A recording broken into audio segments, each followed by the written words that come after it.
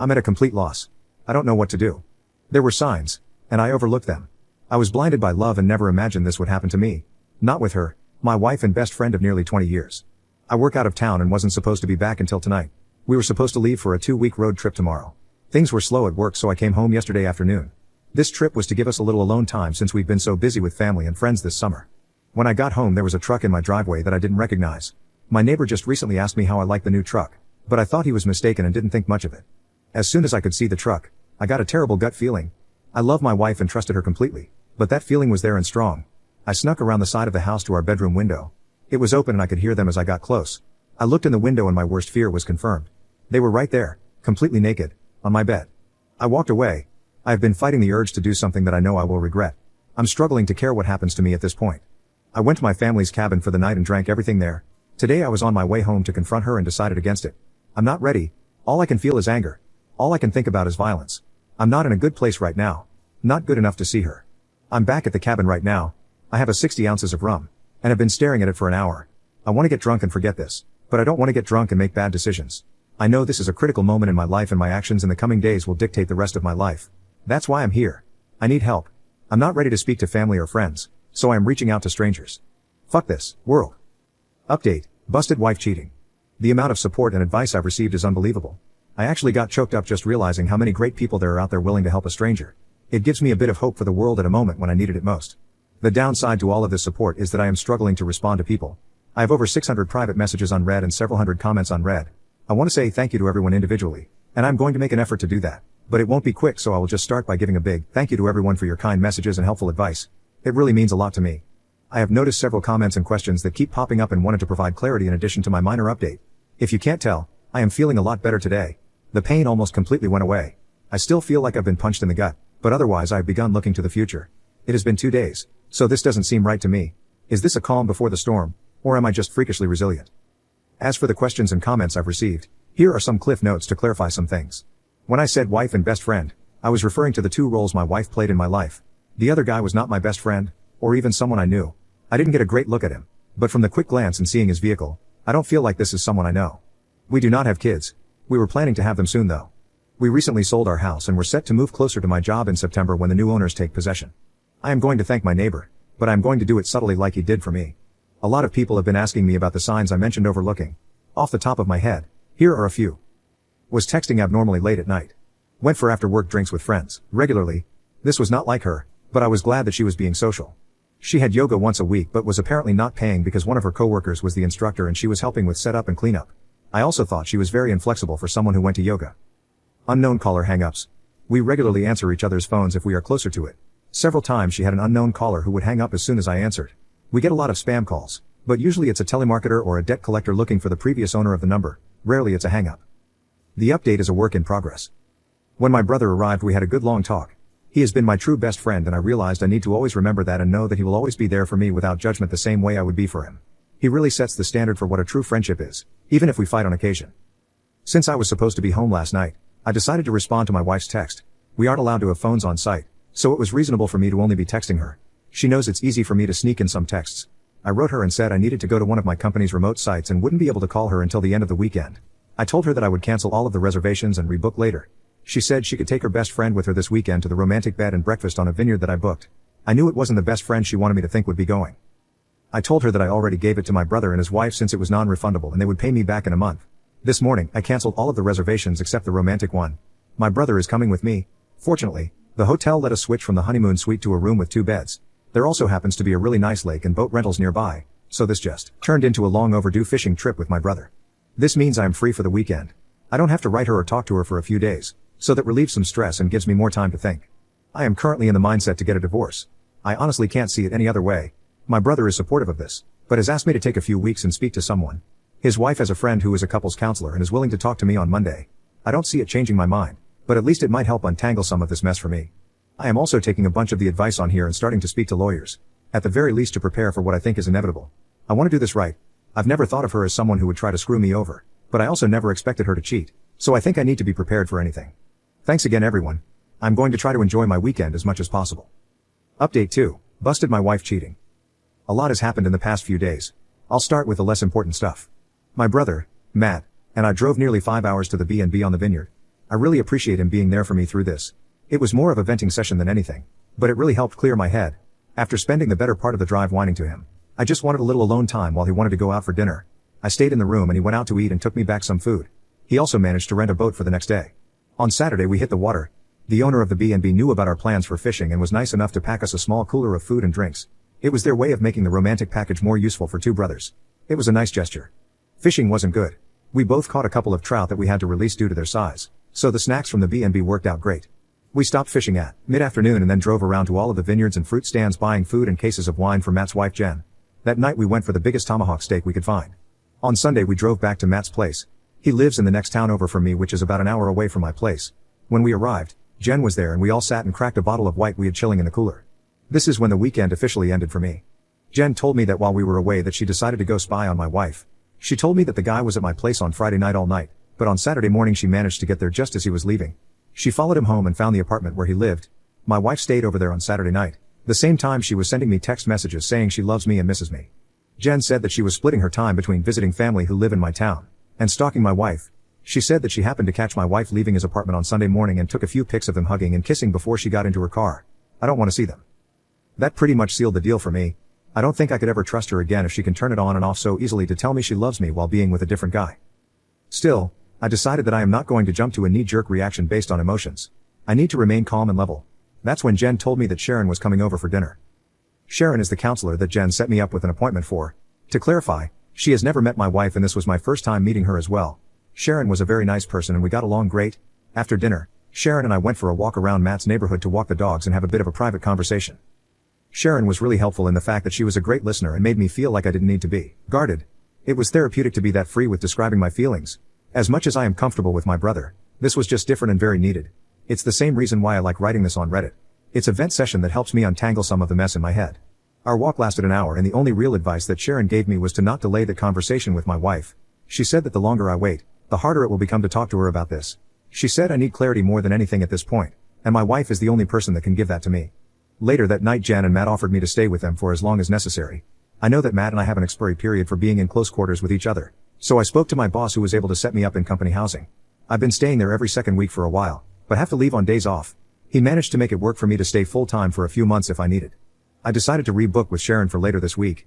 I figured our walk sufficed for the first session. She agreed. I spent the night on Sunday just laying in bed thinking about how to approach this. I struggled with this because even the imaginary scenario in my head was making me angry or sad. I decided I would just wing it. I'm usually good under pressure. Yesterday I woke up and said my goodbyes to Matt and Jen.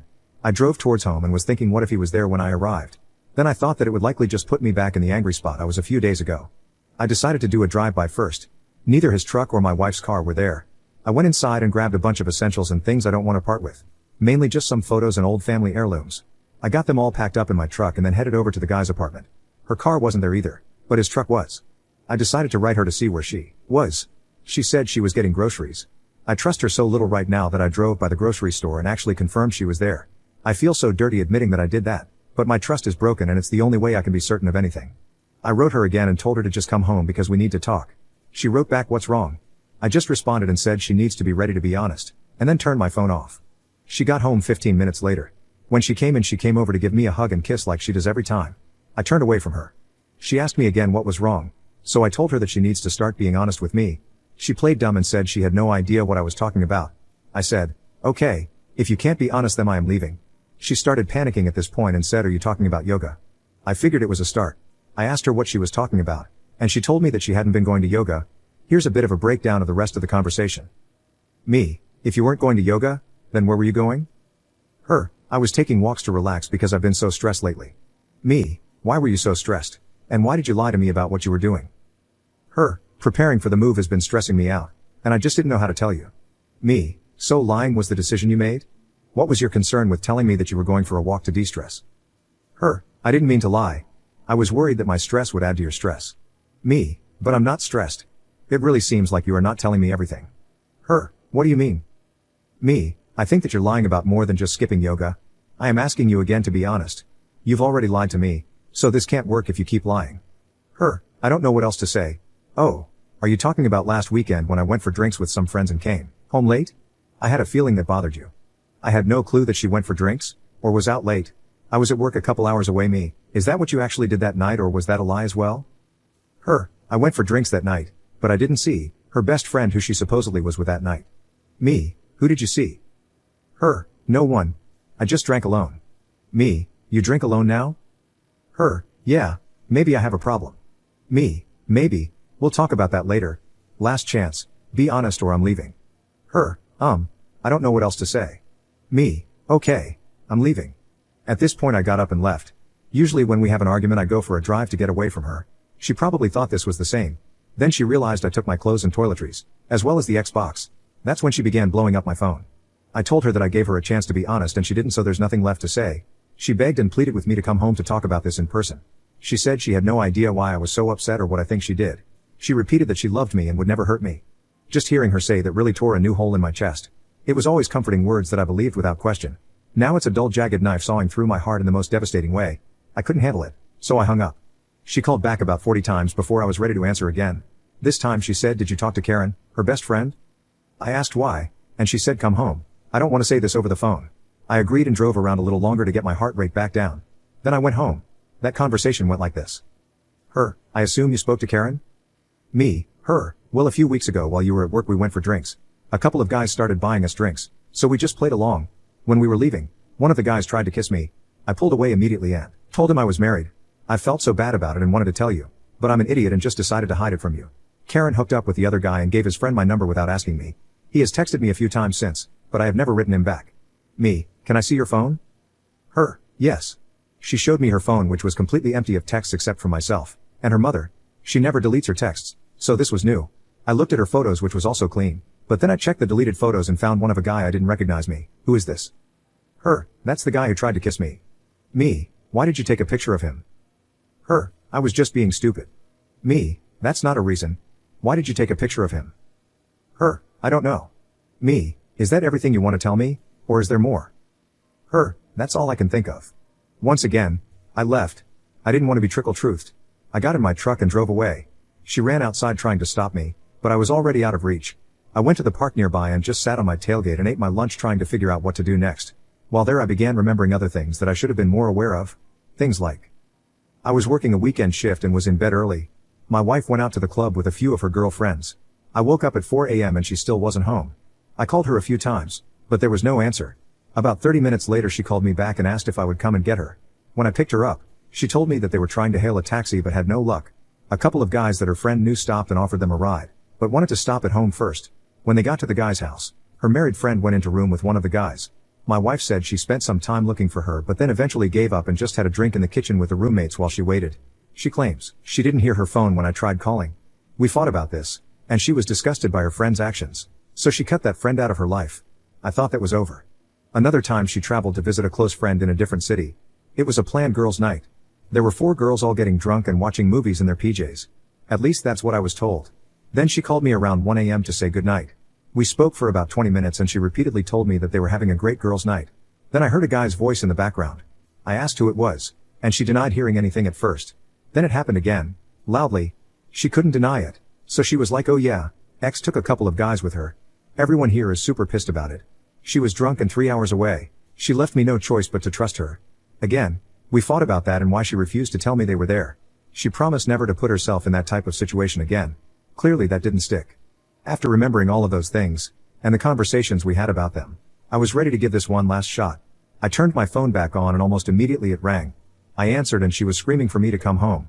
I drove back to the house. I walked inside and was immediately confronted by her bawling her eyes out. She was sitting on the couch repeating, "I'm so sorry. I'm so sorry." I asked her sorry for what? She began rocking back and forth like a crazy person. It took her a good 5 minutes to catch her breath enough to speak. Her, I lied about the guy who tried to kiss me. Me, okay, tell me what happened. Her, the 4 of us actually went back to his place that night. We fooled around. I knew it was more than that, but just hearing her say it made me feel dizzy. It felt like the room was getting smaller and there were a million people speaking into my ears at the same time. I think I was having a panic attack. I went to the bathroom and washed my face in cold water until things returned to normal. Me, what did you do? Her, do you want me to actually tell you? Me, yes. Her, he fingered me and I gave him a blowjob. Me, was that it? Her, yes. Me, I'm not playing this game any longer. You either tell me everything right now, or this will be the last time we speak. She began bawling again and took another few minutes before she was able to speak her. We met up again and had sex. I'm so sorry. I love you and will do anything to make up for this. Me, just the one time? Her, if I tell you the truth, please give me a chance to do anything I can to make up for it. Please. Me, I'll think about it. Her, it was an affair.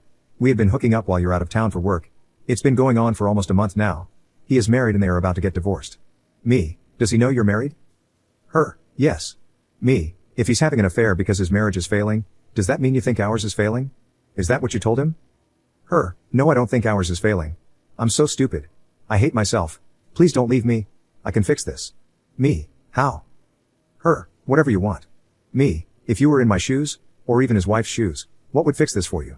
Her, knowing the truth. Being able to trust you to mean what you are saying. You can trust me. I screwed up and won't do that again.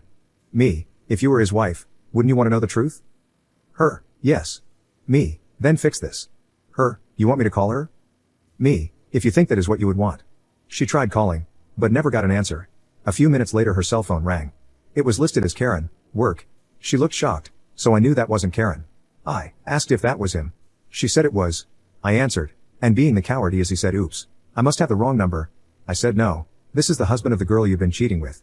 I'm going to let you speak to her because she has something to say to you. I passed her the phone. Her, I told him everything. He knows the entire truth. We're done.